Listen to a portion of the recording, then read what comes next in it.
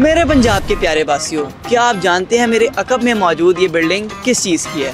اگر نہیں تو میں بتاتا ہوں۔ Let's go, let's explore the Punjab.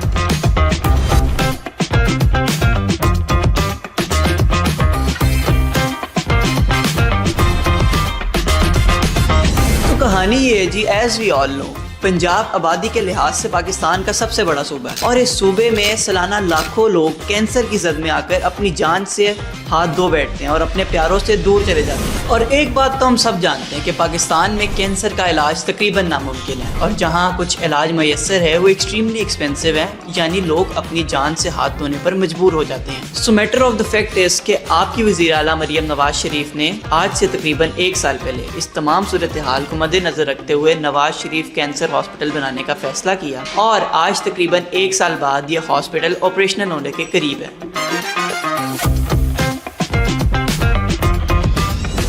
So best part is کہ this hospital consists of total 915 beds، جہاں پر تمام کینسر ٹریٹمنٹس بالکل فری آف کاسٹ کیے جائیں گے with free bone marrow transplant۔ تو یہ ہے جی وزیر اعلیٰ مریم نواز کا صحت مند پنجاب۔